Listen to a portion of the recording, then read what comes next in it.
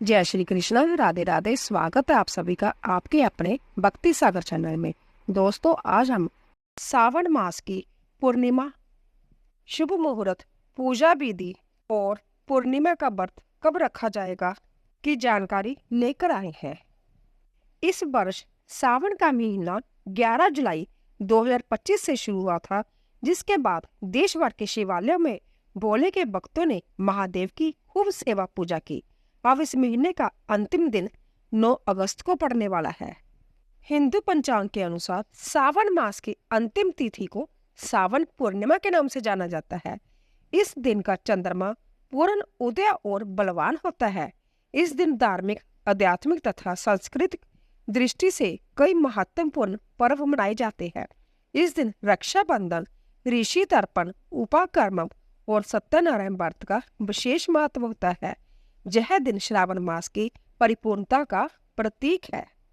दोस्तों, इस बार पूर्णिमा तिथि 8 अगस्त को दोपहर 1:40 से शुरू होगी और 9 अगस्त को दोपहर 1:24 तक समाप्त होगी।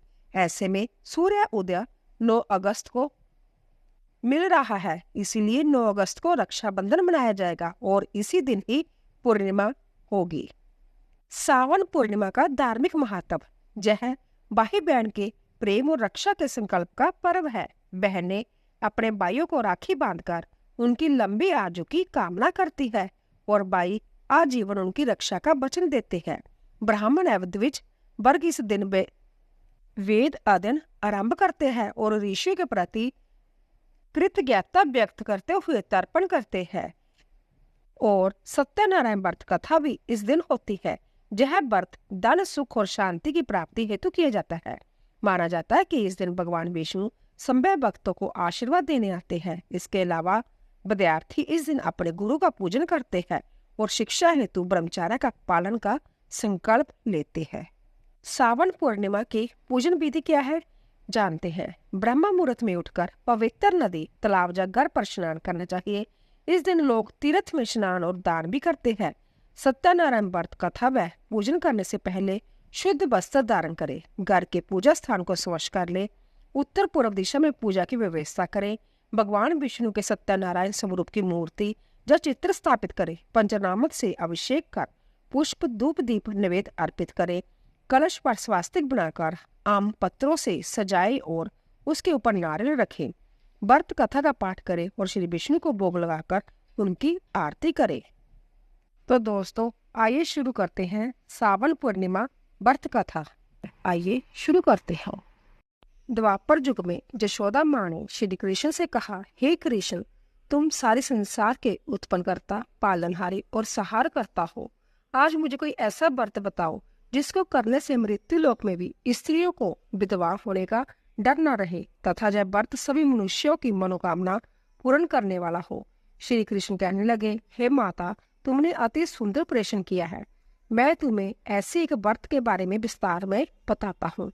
सौभाग्य की प्राप्ति के लिए स्त्रियों को 32 पूर्णमासी के व्रत करने चाहिए। इस व्रत को करने से स्त्रियों को सौभाग्य की प्राप्ति होती है। यह व्रत अंततः सौभाग्य देने वाला और भगवान शिव के प्रति भक्ति को बढ़ाने वाला है। यशोदा जी कहने लगी, हे कृष्ण, प्रथम इस व्रत को मृत्यु लोक में किसने किया था, इसके विषय में विस्तार से मुझे बताओ। श्री कृष्ण कहने लगे, इस भूमंडल पर अनेक प्रकार के रत्नों से परिपूर्ण कार्तिका नाम की एक नगरी थी। वहां चंद्रहास नामक राजा राज्य करता था। उसी नगर में धनवेश्वर नाम का एक ब्राह्मण था और उसकी स्त्री अति सुशील और रूपवती थी। दोनों ही उस नगरी में बड़े प्रेम से रहते थे। घर में धन धान्य आदि की कोई भी कमी नहीं थी, परंतु उनको बहुत बड़ा दुख था कि उनकी कोई संतान नहीं थी। एक समय एक बड़ा जोगी उस नगरी में आया और वह जोगी उस ब्राह्मण के घर को छोड़कर अन्य सभी घरों से भिक्षा लेकर भोजन किया करता था। वह रूपवती से कभी भिक्षा नहीं लेता था। एक दिन वह जोगी रूपवती से भिक्षा न लेकर किसी अन्य घर से भिक्षा लेकर गंगा किनारे जाकर भिक्षुओं को प्रेम पूर्वक ग्रहण करने लगा कि धनवेश्वर ने जोगी का जैसा कार्य देख लिया। अपनी भिक्षा के अनादर से दुखी होकर धनवेश्वर जोगी से बोला कि हे महात्मा, आप सब घरों से भिक्षा लेते हैं, परंतु आप मेरे घर की भिक्षा कभी नहीं लेते, इसका क्या कारण है? जोगी ने कहा, निसंतान के घर की भीख पतितों के अन्न के तुल्य नहीं होती है, और जो पतितों का अन्न खाता है वह भी पतित हो जाता है। क्योंकि तुम निसंतान हो, इसीलिए पतित हो जाने के डर से मैं तुम्हारे घर की भिक्षा नहीं लेता। धनवेश्वर जोगी की जब बात सुनकर बहुत दुखी हुआ और हाथ जोड़कर जोगी के पैरों में गिर गया और कहने लगा, हे महाराज, यदि ऐसा है तो आप पुत्र प्राप्ति का उपाय बताइए। आप सर्वज्ञानी है, मुझ पर कृपा कीजिए।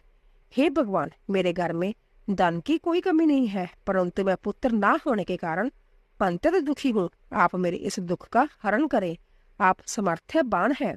जय सुनकर जोगी कहने लगे, हे ब्राह्मण, तुम चंडी की आराधना करो। घर आकर उसने अपनी पत्नी से सब वृतांत कहा और संव्यह तप करने के लिए वन में चला गया।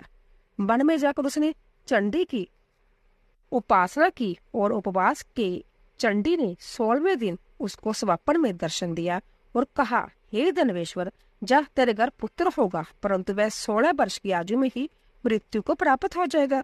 यदि तुम दोनों पति पत्नी 32 पूर्णमासियों का व्रत विधि पूर्वक करोगे तो वह दीर्घायु हो जाएगा। जितनी तुम्हारी समर्थ्या हो, आटे के दिए बनाकर शिवजी भगवान का पूजन करना, परंतु पूर्णमासी के व्रत 32 होने चाहिए। प्रातःकाल होने पर इस स्थान के समीप तुम्हें आम का वृक्ष दिखाई देगा। उस पर चढ़कर तुम एक फल तोड़कर शीघ्र ही अपने घर चले जाना और अपनी पत्नी से सब वृतांत कहना। ऋतु स्नान के पश्चात वह स्वश होकर श्री शंकर भगवान का ध्यान करके उस फल को खा लेगी।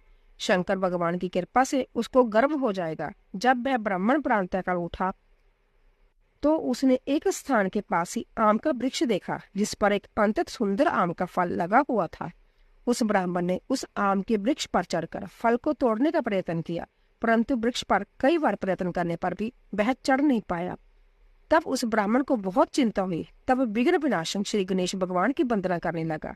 हे दयानिधे, अपने भक्तों के विघ्नों का नाश करके उनके मंगल कार्य को करने वाले, दुष्टों का नाश करने वाले, रिद्धि सिद्धि प्रदान करने वाले, आप मुझ पर कृपा करके इतना बल दे कि मैं अपने मनोरथ को पूरा कर सकूं। इस प्रकार गणेश जी की प्रार्थना करने पर उनकी कृपा से धनवेश्वर वृक्ष पर चढ़ गया और उसने सुंदर आम के फल को तोड़ लिया।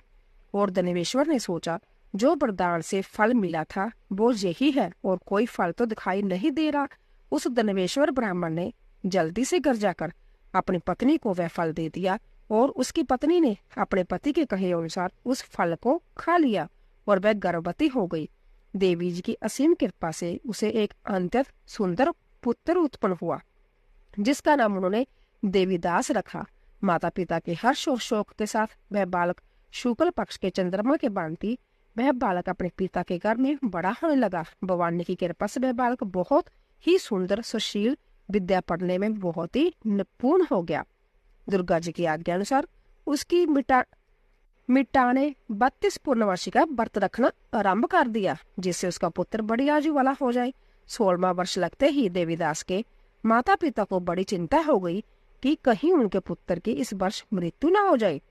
इसीलिए उन्होंने अपने मन में विचार किया, यदि यह दुर्घटना उनके सामने हो गई तो वह कैसे सहन करेंगे। इसीलिए उन्होंने देवीदास के माँ को बुलाया और कहा, हमारी एक बहुत बड़ी इच्छा है कि देवीदास 1 वर्ष तक काशी में जाकर विद्या अध्ययन करे और उसको अकेला भी नहीं छोड़ना चाहिए। इसीलिए साथ में तुम चले जाओ और 1 वर्ष के पश्चात इसको वापस ले आना। सब प्रबंध करके उसके माता पिता ने काशी जाने के लिए देवीदास को एक घोड़े पर बिठाकर उसके मामा के साथ भेज दिया। परंतु जब बात उसके मामा या किसी और से नहीं बताई, धनवेश्वर तथा उसकी पत्नी ने अपने पुत्र की मंगल कामना तथा दीर्घ आयु के लिए भगवती दुर्गा की आराधना और पूर्णमासियों का व्रत करना आरंभ कर दिया। इस प्रकार बराबर 32 पूर्णिमा के व्रत को उन्होंने पूरा किया। कुछ समय पश्चात एक दिन वह मामा और भांजा मार्ग में रात बिताने के लिए किसी गांव में ठहरे हुए थे। उस दिन उस गांव में ब्राह्मण की अत्यंत सुंदर, सुशीला और गुणवती कन्या का विवाह होने वाला था। जिस धर्मशाला के अंदर वर और उसकी बारात ठहरी हुई थी, उसी धर्मशाला में देवीदास और उसके मामा भी ठहरे हुए थे। संयोगवश कन्या को तेल आदि चढ़ाकर मंडप आदि का कार्य किया गया तो लगन के समय वर को धनुवार्त हो गया। इसीलिए वर के पिता ने अपने कुटुंबियों में विमर्श करके निश्चय किया कि यह देवीदास मेरे पुत्र जैसा ही सुंदर है, मैं इसके साथ ही लगन करवा दूं और बाद में विवाह के अन्य कार्य मेरे लड़के के साथ हो जाएंगे। ऐसा सोचकर देवीदास के मामा से जाकर बोला कि तुम थोड़ी देर के लिए अपने भांजे को हमें दे दो, जिससे विवाह के लगन का सब कार्य सुचारू रूप से हो सके। तब देवीदास का मामा कहने लगा कि जो कुछ भी वधू पक्ष से कन्यादान के समय वर को मिले वह सब हमें दे दिया जाए, तो मेरा भांजा इस बरात का दूल्हा बन जाएगा। यह बात वर के पिता ने स्वीकार कर लेने पर उसने अपना भांजा वर बनने के लिए भेज दिया और उसके साथ सब विवाह कार्य विधि पूर्वक संपन्न हो गए। पत्नी के साथ वह भोजन करने लगा तो अपने मन में सोचने लगा कि ना जाने जब किसकी स्त्री होगी। वह एकांत में यही सोच सोचकर अपने कर्म श्वास छोड़ने लगा और उसकी आंखों में आंसू भी आ गए। तब लड़की ने पूछा, क्या बात है, आप इतने उदासीन व दुखी क्यों हो? तब उसने सब बातें जो वर के पिता और उसके मामा में हुई थी लड़की को बता दी। तब कन्या कहने लगी, जय ब्राह्मण विवाह विपरीत कैसे हो सकता है? देव ब्राह्मण और अग्नि के सामने मैंने आपको ही अपना पति माना है, इसीलिए आप ही मेरे पति हो। मैं आपकी ही पत्नी रहूंगी, अन्य किसी की कदापि नहीं। देवीदास ने कहा, ऐसा मत करिए, क्योंकि मेरी आयु बहुत कम है। मेरे पश्चात आपकी क्या गति होगी, इन बातों को अच्छी तरह विचार कर लो। परंतु वह दृढ़ विचारों वाली लड़की थी। वह बोली, जो आपकी गति होगी वही मेरी गति होगी। हे स्वामी, आप उठिए और भोजन कीजिए, आप निश्चय भूखे होंगे। तब देवीदास और उसकी पत्नी ने भोजन किया तथा शेष रात्रि वे सोते रहे। प्रातःकाल देवीदास ने अपनी पत्नी को 3 नागों से जड़ी हुई एक अंगूठी दी, एक और माल दिया और बोला कि हे प्रिय, इसे लो और संकेत समझकर स्थिर चित्त हो जाओ। मेरा मरण और जीवन जानने के लिए एक पुष्प वाटिका बना लो, उसमें सुगंधी वाली एक नव मलिका लगाओ और उसको प्रतिदिन जल से सिंचा करो और आनंद के साथ खेलो कूदो और उत्सव मनाओ। जिस समय और जिस दिन मेरा मरण होगा जब फूल सूख जाएंगे और जब फिर से हर रोज आए तो समझ लेना मैं जीवित हूँ। यह बात निश्चय करके समझ लेना, इसमें कोई भी संशय नहीं। इतना कहकर देवीदास वहां से चला गया। प्रातःकाल होते ही वहां पर गाजे बाजे बजने लगे और जिस समय विवाह कार्य समाप्त करने के लिए वर तथा सब बराती मंडप में आए तो कन्या ने वर को बड़ी प्रकार से देखकर अपने पिता से कहा, जे मेरा पति नहीं है, मेरा पति वही है जिसके साथ रात्रि में मेरा पानी ग्रहण हुआ था, इसके साथ मेरा विवाह नहीं हुआ। यदि यह वही पुरुष है तो बताए कि मैंने इसको क्या दिया। वधू पक्ष और कन्या पक्ष कन्यादान के समय जो आभूषण आदि दिए गए थे वो दिखाए तथा रात में क्या गुप्त बातें मैंने इनसे कही वह सब सुनाई। पिता ने उसके कहे अनुसार वर को बुलाया। कन्या की जय सब बातें सुनकर वह कहने लगा, मैं कुछ भी नहीं जानता। इसके पश्चात लज्जित होकर वह अपना समूह लेकर चले गए और सभी व्राती भी अपमानित होकर वहां से लौट गए। भगवान श्री कृष्ण बोले, हे माता, इस प्रकार देवीदास काशी विद्या ग्रहण के लिए चला गया। जब कुछ समय बीत गया तो काल से प्रेरित होकर एक सर्प रात्रि के समय उसको डसने के लिए वहां पर आया।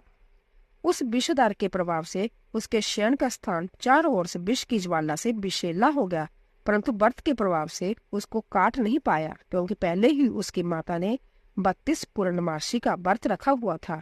इसके बाद माध्यम के समय सम्यक काल वहां आया और उसके शरीर से प्राणों को निकालने का प्रयत्न करने लगा, जिससे वह मूर्छित होकर पृथ्वी पर गिर गया। उसी समय माता पार्वती के साथ भगवान शंकर वहां आए। उसको मूर्छित दशा में देखकर माता पार्वती जी ने शंकर जी से प्रार्थना की कि महाराज, इस बालक की माता ने पहले ही 32 पूर्णिमा का व्रत पूरा किया है, जिसके प्रभाव से आप इसको प्राणदान दे। भवानी के कहने पर भक्त वत्सल भगवान शिव जी ने उसको प्राणदान दे दिया और इस व्रत के प्रभाव से काल को भी पीछे हटना पड़ा और देवीदास स्वस्थ होकर बैठ गए। उधर उसकी पत्नी उसके काल की परीक्षा किया करती थी। जब उसने देखा उस पुष्प वाटिका में पुष्प कुछ भी नहीं रहे तो उसको अंतत आश्चर्य हुआ, लेकिन जब वह जैसे ही हरे भरे हो गए तो वह जान गई कि अब उसका पति ठीक ठाक है, वह जीवित हो गया। यह देखकर वह बहुत प्रसन्न हो उठी। अपने पिता से कहने लगी, पिताजी, मेरे पति जीवित है, आप उनको ढूंढिए। जब 16वां वर्ष व्यतीत हो गया तब देवीदास भी अपने मामा के साथ काशी से चल दिया। इधर उसके ससुर उसको ढूंढने के लिए अपने घर से जाने वाली थी कि वह दोनों मामा भांजा वहां पर आ गए। उनका आया हुआ देखकर उनके ससुर को बहुत प्रसन्नता हुई और वह उन्हें अपने घर ले गई। उस समय नगर के निवासी भी वहां इकट्ठे हो गए और सबने निश्चय किया कि अवश्य ही इसी बालक के साथ कन्या का विवाह हुआ है। उस बालक को कन्या ने जब देखा तो पहचान लिया कि यह तो वही है जो संकेत करके गया था। तब उपरांत सब कहने लगे, भला हुआ जे आ गया, और सब नगर निवासियों ने आनंद मनाया। कुछ दिन बाद देवीदास ने अपनी पत्नी और मामा के साथ अपने ससुर के घर से बहुत सारे उपहार लेकर अपने माता पिता के घर तरफ प्रस्थान किया। जब वह अपने गांव के निकट पहुंच गए तो कई लोगों ने उसे देखकर उसके माता पिता को पहले ही खबर दे दी कि तुम्हारा पुत्र देवीदास अपनी पत्नी और मामा सहित आ रहा है। ऐसा समाचार सुनकर माता पिता को विश्वास नहीं हुआ, परंतु जब और लोगों ने भी आकर यह बात उन्होंने बताई तो उनको बड़ा आश्चर्य हुआ। लेकिन थोड़ी देर में देवीदास ने आकर अपने माता पिता के चरणों में अपना सर रखकर प्रणाम किया और उसकी पत्नी ने अपने सास ससुर के चरणों को स्पर्श किया तो माता पिता ने अपने पुत्र और पुत्र वधू को हृदय से लगा लिया और दोनों की आंखों में प्रेम के अश्रु बह चले। अपने पुत्र और पुत्र वधू के आने की खुशी में दनवेश्वर ने बड़ा ही भारी उत्सव किया और ब्राह्मणों को दान दक्षिणा देकर प्रसन्न किया। श्री कृष्ण भगवान कहने लगे, इस प्रकार दनवेश्वर 32 पूर्णमासियों के व्रत के प्रभाव से पुत्रवान हो गया। जो भी स्त्री 32 पूर्णमासियों के व्रत को करती है वह जन्म जन्मांतर में विधवा होने का दुख नहीं भोगती और सदैव सौभाग्यवती रहती है और उसकी सभी मनोकामनाएं पूर्ण होती है। बोले श्री कृष्ण भगवान की जय। तो दोस्तों, आशा करती हूँ कि आपको हमारी कथा अवश्य पसंद आई होगी। प्लीज जाने से पहले कमेंट बॉक्स में जय श्री कृष्ण अवश्य लिखें। आप सभी का धन्यवाद।